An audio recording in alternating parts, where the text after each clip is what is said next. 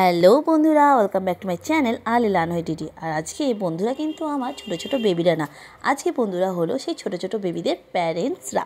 হ্যাঁ, আজকে আমি কিছু কথা বলতে আসলাম ছোটো ছোটো বেবিদের প্যারেন্টসদের, যে তারা তাদের বেবিকে কীভাবে পড়াশোনা শেখাবে আর কিভাবে তাদের গ্রো করবে, কিভাবে তাদের এগিয়ে যাওয়ার পথে আরও সুন্দর সুন্দর দৃষ্টান্ত গ্রহণ করবে। তো সেটা হচ্ছে আজকে আমি প্রথম বলবো যে যারা ভাবছো তাদের ছোট ছোট বেবি, যেমন ধরো তাদের 2 বছর 2.5 বছর, তাদেরকে কিভাবে তোমরা এগোবে, কিভাবে গ্রো করবে। তো প্রথমেই আমি বলবো, ঘরে আমরা শিক্ষা দিই, যেটা আমাদের প্রাথমিক শিক্ষা, এবং সেটা দেওয়া খুব দরকার। তার সাথে সাথে তোমরা যদি চাও তাহলে তোমরা তাকে এই সমস্ত play group like Euro Kids, কিডসি, এমনকি যে কোনো ছোট ছোট প্লে গ্রুপ স্কুলগুলোতে তাদেরকে অ্যাডমিশন করিয়ে দিতে পারো। তোমরা হয়তো ভাবতে পারো এইটুখানি বাচ্চাকে স্কুলে দেবো, স্কুলে গেলে তারা কীভাবে এগোবে, বা স্কুলে দিলে এইটুখানি বাচ্চাকে কেন পড়াশোনার চাপ দিয়ে দেবো। তো সেখানে দাঁড়িয়ে আমি বলবো, এই স্কুলগুলো কিন্তু শুধু খেলায় না, আর স্কুলগুলো শুধু পড়ায় না, এই স্কুলগুলো কিন্তু খেলার ছলে পড়ায়। এবং সে পড়ানোটা কিন্তু যে হাতে ধরে হাতে লিখে তা কিন্তু নয়, এই পড়াশোনাগুলো টোটালি ব্রেনকে নিয়ে খেলা করে, যেখানে তাদের বাচ্চাদের ব্রেনগুলো খুব সুন্দর গ্রো হবে।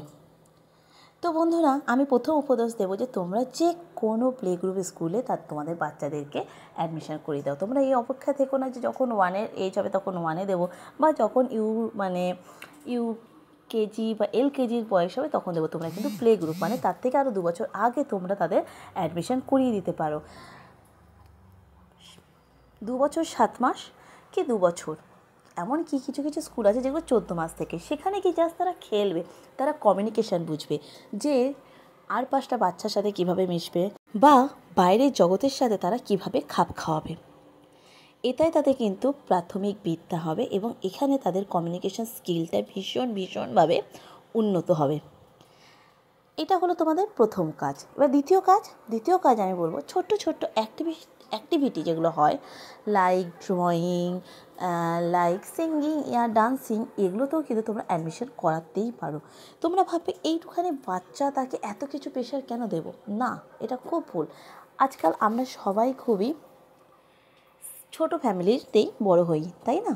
কারণ ছোটো ফ্যামিলি থাকে হাজব্যান্ড ওয়াইফ এবং তাদের ছোটো একটা বাচ্চা, এবং হাজব্যান্ড ওয়াইফ দুজনেই থাকে নিজেদের ওয়ার্কিং প্লেসে ভীষণ ব্যস্ত। তারা কিন্তু বেবিদের টেক কেয়ার করে, সব কিছু করে, কিন্তু কোথাও একটা খামতি রয়ে যায়।